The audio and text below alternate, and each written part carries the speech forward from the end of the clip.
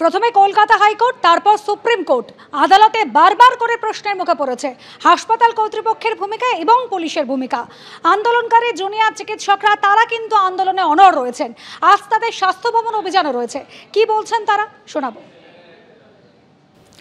দেখুন, সিআইএসএফ আমরা যেদিন আমাদের ওপর বর্বরচিত হামলা হলো 14 তারিখ রাত্রেবেলা, সেই দিনই আমরা কিন্তু সেন্ট্রাল প্রোটেকশন ফোর্স দাবি করেছিলাম।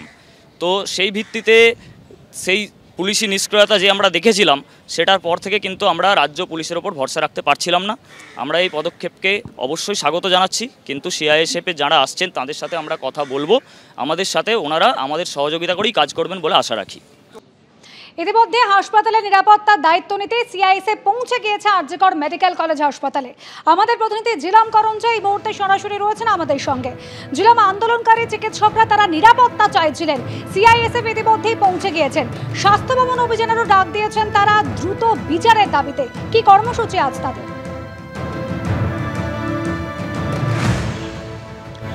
আন্দোলনরত পড়ুয়া ডাক্তার এবং জুনিয়র ডাক্তার তাদের প্রত্যেকেরই বক্তব্য যে সিআইএসএফ যে নিরাপত্তার বিষয় নিয়ে তারা এসছেন তারা স্বাগত জানান সুপ্রিম কোর্টের মহামান্য প্রধান বিচারপতির এই নির্দেশকে।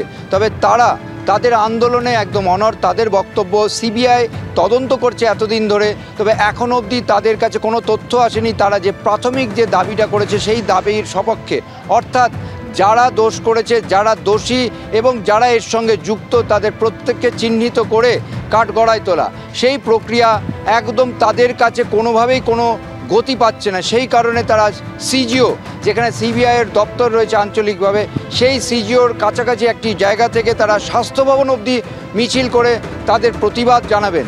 তাদের আরও বক্তব্য, এই মুহূর্তে সিআইএসএফের যে কর্তারা এসছেন তাদের সঙ্গে তারা কথা বলতে চান, কারণ কোথায় কীভাবে পোস্টিং হবে সেইগুলোও তারা অংশীদার হতে চান। এবং তারা এটা বলছেন যে সিআইএসএফ কতদিন ধরে থাকবে সেই বিষয়ে কোনো নির্দিষ্ট কোনো নির্দেশ হয়নি এবং সিআইএসএফ দিয়ে পুরোপুরি যে নিরাপত্তা সুনিশ্চিত করা যাবে এমনটাও তারা মনে করেন না। ফলে তাদের আন্দোলন চলবে এবং আগামীকাল সুপ্রিম কোর্টে সিবিআইয়ের পক্ষ থেকে যে হলফনামা জমা দেওয়া হবে বা তদন্ত সম্পর্কে যে অগ্রগতি দেওয়ানো হবে সেইগুলো দেখে তারা আন্দোলনের পরবর্তী পদক্ষেপ নিয়ে চিন্তাভাবনা করবেন। তবে এই মুহূর্তে নন এসেনশিয়াল সার্ভিসেস সিজ ওয়ার্ক তারা চালিয়ে যাবেন বলে তারা জানিয়েছেন।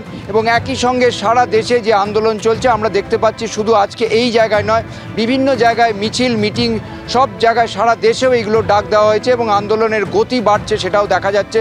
বিভিন্ন সময় আরজিকরের প্রাক্তনীরাও এসে এখন যোগ দিচ্ছেন, যারা 60-এর দশকে 70-এর দশকে আরজিকর থেকে পাশ করে গেছেন এবং এখন অবসরপ্রাপ্ত জীবনযাপন করছেন।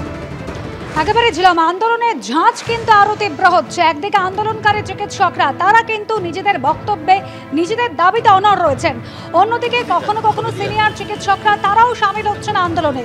অন্যদিকে জিজ্ঞাসাবাদ চলছে, তদন্ত চলছে।